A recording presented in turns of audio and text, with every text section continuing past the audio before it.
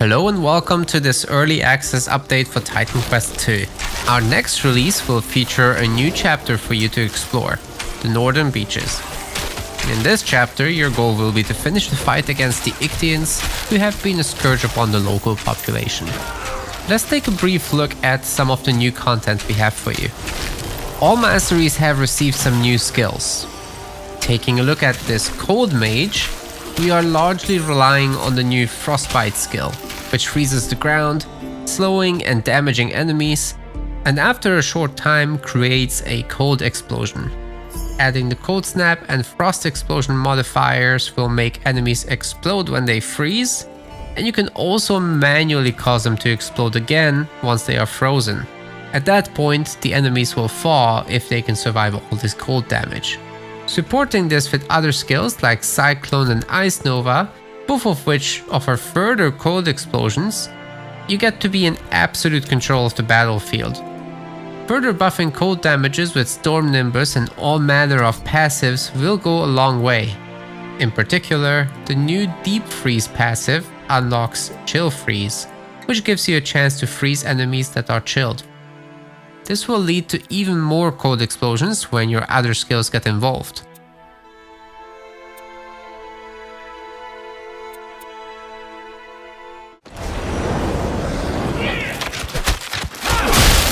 Shades of drowned sailors are roaming these beaches as well.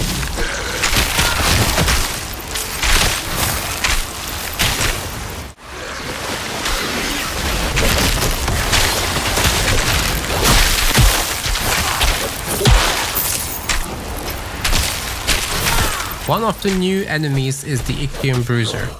They are strong rank and file warriors, although lack the training and equipment their more experienced counterparts have.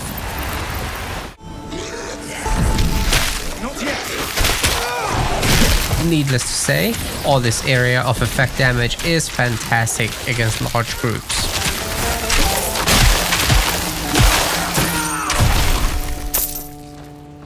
What about the Earth skills though, you may be wondering? How about some damage immunity? That's right, Stoneform is back. But this time we aren't going to be immune. Using the Unshackled Strength modifier, we lose half damage protection, but we'll be able to use channeled skills while Stoneform is active. Stoneform can also deal some physical damage while it's active, and as it ends with the Shockwave and Rock Explosion modifiers. Volcanic Eruption will be a nice opening move as we gather enemies around us and set up for Stoneform.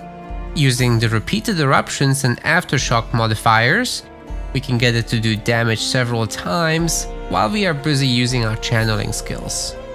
Our main damage dealer will be Earthquake though, especially if we push that physical damage with our passives and the Earth Enchantment Aura. Using the Extended Charge modifier, we are able to gain an extra stage for hugely increased damage, especially with the Aftershock and Heavy Impact modifiers working together.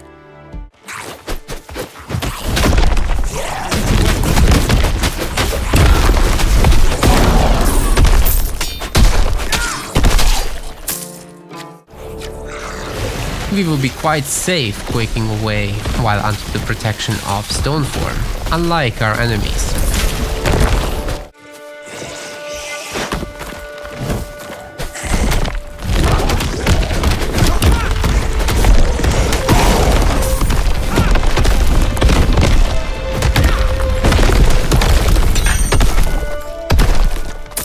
How about an in-your-face warfare build next?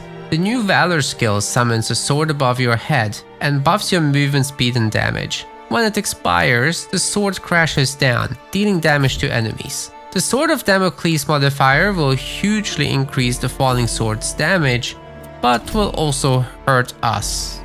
The Frenzy modifier will hugely increase the total damage buff, but also increases damage taken. With Doomhorn and its Frail and Follow-up modifiers, we are further able to increase our damage output. Our main damage dealer will be Heavy Attack, with the Shatter, Second Hit and Wind Up modifiers. It's generally a good idea to pack at least some Pierce Armor items, or defensive passives to offset this damage you may deal to yourself when unable to dodge the falling sword.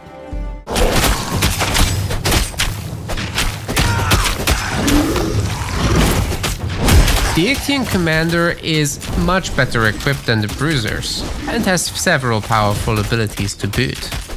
Best to avoid those.